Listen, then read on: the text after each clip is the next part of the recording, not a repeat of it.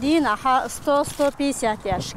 Хайо, Флорина бу, Хабокш бол аж. Так первое место. В Москве бяхна бухоху. На золотую медаль чек бял бухар. Так уже чек должен уже хадяхан. Инсулта голдраж болур бухох.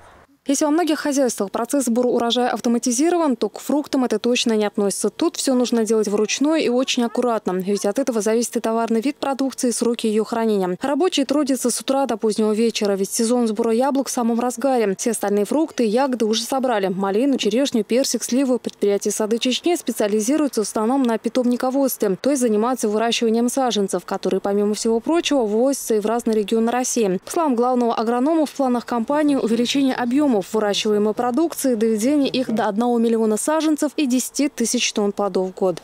В этом году также заложили новые сады. Это вот семечковые культуры, это 8 гектар.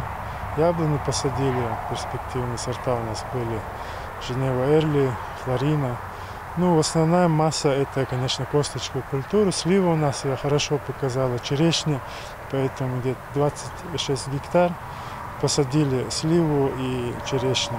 Часть собранной продукции хранится на складе в специальных контейнерах и пойдет на зимовку, другая на продажу. Но для начала их необходимо перебрать в соответствии с размерами и наличием дефектов, которые практически не встречаются. Свежие, сладкие, ароматные, экологически чистые местные яблоки на расход не только на рынках Чеченской Республики. Наша продукция на нашем рынке пользуется очень хорошим спросом.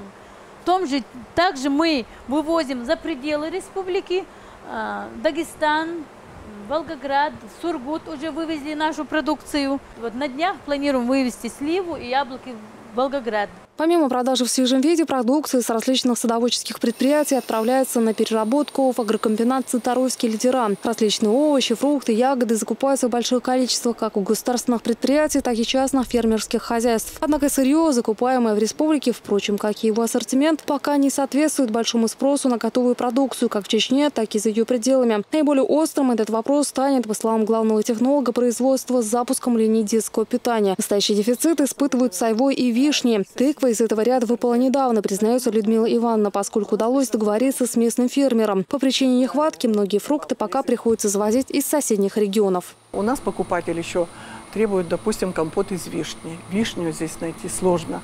Желательно, чтобы местное население выращивало вишневые сады, черешни побольше. Покупатель у нас есть. Они попробовали нашу продукцию и хотят ее в большом объеме. Это мы справиться с этим сможем. Самое главное, чтобы поступало к нам качественное сырье.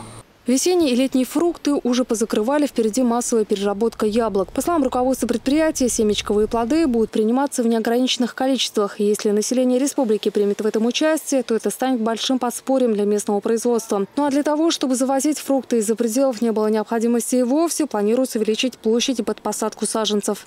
При плане 300 гектаров посадки саженцев нами уже в этом году закладывают 465 гектаров садов. Это дополнительно тому, что у нас есть. У нас сегодня, значит, НФО «Сады Чечни», ООО «Родина», Агромир, Наурские, такие крупные фирмы, которые занимаются садоводством, которые благодаря вот этой работе обеспечивают население нашей республики фруктово-ягодными насаждениями.